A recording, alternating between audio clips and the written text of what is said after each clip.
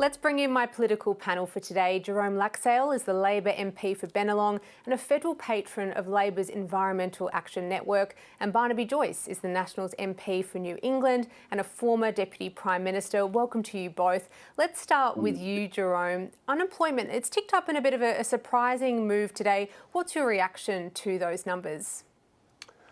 Okay, Olivia. Look, not surprising given global uncertainty, particularly in the world economy, up 0.2%. But also good news in those figures in that employment participation is over 67% again. We've created over 1.1 million jobs since coming to government, but obviously, something we need to keep an eye on. Why our international bilateral trade relationships are so important, why it's important to start negotiating again with the EU for a trade agreement there, and why it's important to diversify our economy. Just something to keep an eye on, I guess. Barnaby, come to you now. Did the Reserve Bank make a mistake, I should say, last week? Are they crunching the economy? Well, I believe, as we all do, in the independence of the Reserve Bank. So the decision they make is the decision they've made with more information than at my behest or availability. What I would say, just in what was mentioned about diversifying the economy, but Buckley's in no chance of doing that with the price of power and the unreliability of the power grid that you currently have. While we stay on this insane quest for net zero and believe that somehow we are single-handedly going to change the temperature of the globe without the United States or China or India or Brazil or Russia being part of that process, you're not going to diversify any economy. You're going to gut your economy. You're going to continue doing what you're doing and deindustrialising and running back to basically a white-collar service type of economy, which can't stand on its own 2 feet. So, Barnaby, are you saying there that the unemployment figures today, part of that is because of Labor's position on net zero? I'd say that definitely the unemployment figures are attached to the deindustrialisation. If you note, we're down to 2 oil refineries. We've lost our plastic industry, lost our heavy glass industry. We're losing our cement industry, lost our fertiliser industry. All these industries have jobs, and that goes hand in glove with closing down baseload coal-fired power stations. And if you keep on closing down industries and if you keep on making power so expensive that new industries can't start up, well, of course it's going to affect employment figures. It has to. All right, let's move to the childcare crisis. The ABC has reported today that alleged paedophile Joshua Dale Brown, he was previously sacked from a Melbourne childcare centre, and that was months before he allegedly assaulted children at a different centre. Jerome, what does that say about the effectiveness of background checks and staff vetting in this sector? I mean, what's your message to parents who feel, that the Commonwealth and Victorian government have dropped the ball here? Well, this is, a nightmare. I reiterate the comments of the Education Minister and I guess everyone that's come on your program and spoken about this crisis. Next week in Parliament, we'll use the levers we've got. I mean, the Commonwealth provides a lot of funding for this sector. The states do the enforcement of safety standards, so we'll use our role as the Commonwealth to bring in legislation to ensure that safety standards are met and that funding can be withdrawn. But there's plenty of work to do with the states. And education ministers have met, will continue to meet. New South Wales has already signalled some reform there. Victoria has as well. We need national registers set up, recommendations from a while ago. I think what parents and the wider public want to see is action. And in the first week of Parliament, we'll be doing just that, the start of much more reform in this crucial sector. It's just Jerome, terrible what's happened. I just want to drill down slightly on your call there for a national register for childcare workers. So that's an idea that's been put forward by a number of people there. That's one of the, topics of conversation between the various Attorney Generals, whether they're Commonwealth or states and territories. But ultimately, that meeting's not happening until next month. Isn't there more of a sense of urgency around this? I spoke with the Child Safety Commissioner earlier in the program, and she says really that more needs to be done more quickly.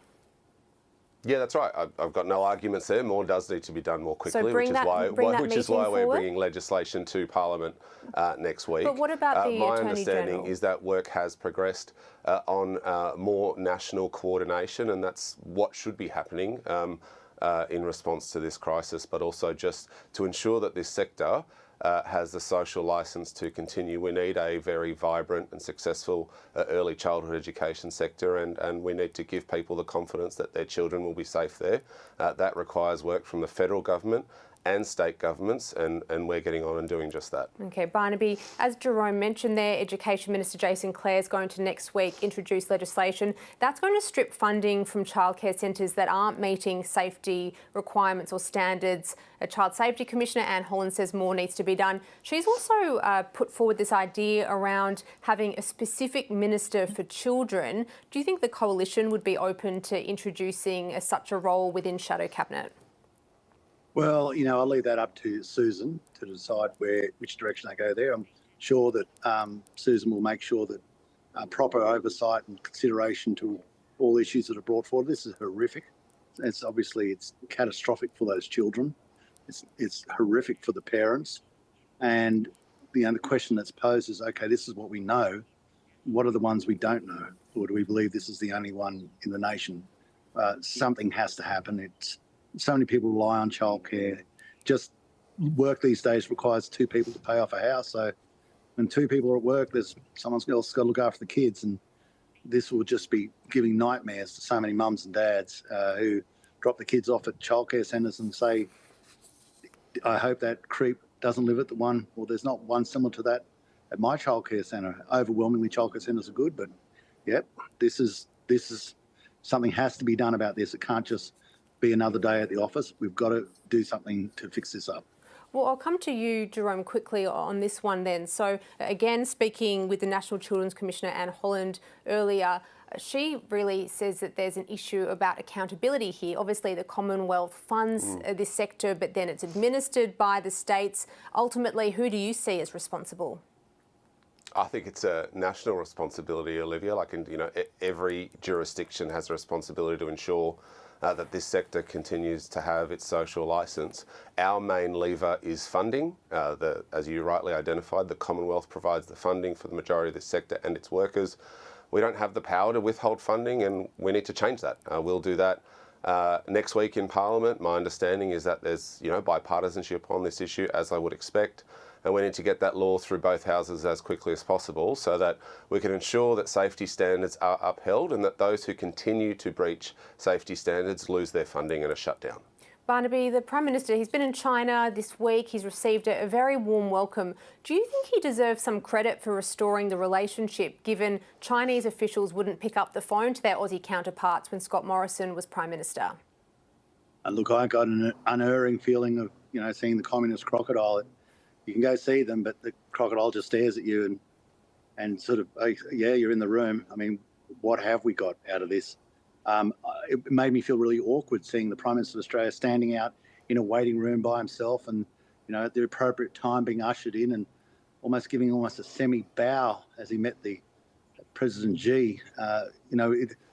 We just have to understand the world's change, and there's a lot of theatre in this, but it plays to a certain view, which is that China is the preeminent power, or they believe they're the preeminent power in this region, and you will have a relationship that respects their preeminence, and that's why we've got to be. It's so important that the counterbalance to that is a relationship with the United States of America, and if we don't have that, but surely it's a positive, diplomatic development that we are now having these open discussions with China in a way that we couldn't previously. Ultimately, the PM is still putting forward Australia's national security interests. It's obviously a diplomatic tightrope that he's walking.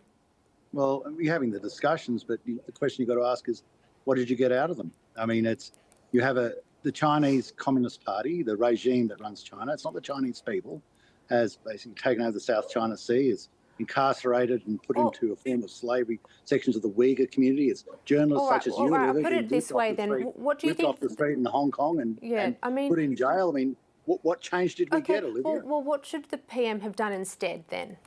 What the PM should have done instead, quite clearly, is make sure we've got a relationship with the United States. This is the fourth meeting that the Prime Minister's had with President Xi, and we haven't had one with the President of the United States. And we believe we're a democracy, and the United States is a democracy, and China's a totalitarian regime. And Yes, they're a major trading partner without a shadow of a doubt, and that's a two-way benefit to us, benefit to them.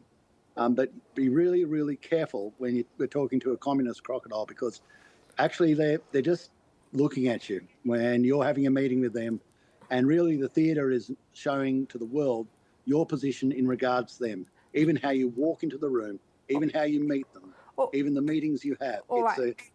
And unless you can walk away with something from it, you're just playing the part for them. Jerome, do you have a response to Barnaby's points there? I don't know where to start with that, Olivia. I mean, Barnaby asked, what have we got from a balanced relationship with China? I mean, why don't you ask the lobster farmers in WA what they've got from it, the barley farmers right across the country, our wine producers, the Queensland abattoirs that now have access to China, $20 billion worth of trade barriers lifted without compromising Australia's national interests. Well, I think hang on, you have people expect Australia to have a professional relationship with our largest trading partner. In the Tasman Sea off Sydney, live fire exercises in the Tasman Sea off Sydney, you have started to compromise things. You have actually started to show weakness, and you must acknowledge the threat that is becoming ever more present in our region. But Barnaby, that issue was raised both with Li Chang and Xi Jinping. Well, what was the answer we got? Well, I was interrupted. I was also going to say 30-day visas for the 1.4 million Chinese Australians that want to go do business in China and grow their businesses here in Australia. Like, what'd you get done about the live fire exercises? Having a normalised and stable relationship with China has benefited Australians without compromising our national interests. Being circumnavigated by the Chinese military as being normal. Is that the new normal world we live in? Live fire exercises off Sydney, circumnavigation by a Chinese military flotilla, research ships, which are basically just doing the oceanographic work to decide how to get into Melbourne if they need to, hacking into our computers.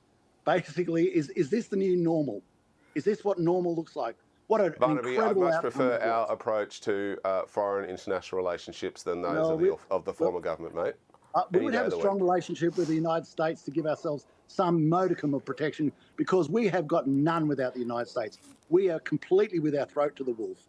Barnaby, well, maybe I'll get you then on some comments made by the Shadow Defence Minister Angus Taylor earlier this week. So were you surprised that he effectively pre-confirmed the coalition to a US-China war? They were comments that Susan Lee's walked back this morning. Do you agree with what he said?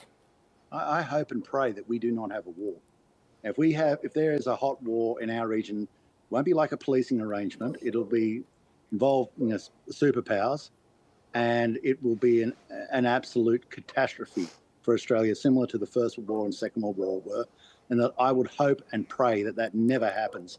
But as I always say, to avoid a war, you've got to show strength, because we're not doing that. We're not showing strength in our own right. And when we do crazy things like net zero and hollow out our industrial capacity, we just make ourselves weaker. So did Angus Taylor make a mistake then, do you think? Well, look, I don't think Angus Taylor wants to see a war.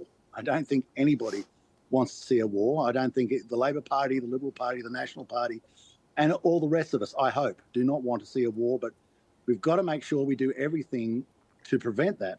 And one of the things that, it prevents it is a show of strength and the capacity to say there's no point of having a war. It's a nil-sum game. But if you show weakness, then you're enticing those who say maybe it is worth it, because you would lose and lose very quickly. Jerome, do you have a quick response to that? Look, the Liberals and Nationals have multiple positions on multiple issues, and I think that's something they really need to sort out. Our position is this. The government of the day will decide whether or not Australia goes to war, not any foreign power. No, another country will decide whether you go to war, because if they incite it, you have to defend yourself. See, this is so oxymoronic that, of course, we're not going to decide that to go and invade China, but circumstances could be thrust on us. That's not what I said. And if we're not ready for it, what are you going to say then? Oh, we're not ready for it. Can you please go away till we get set? That's not going to happen. Well, Jerome, Barnaby, thanks so much to both of you for your time. Both Susan Lee and Anthony Albanese today saying that we need to maintain the status quo when it comes to Taiwan.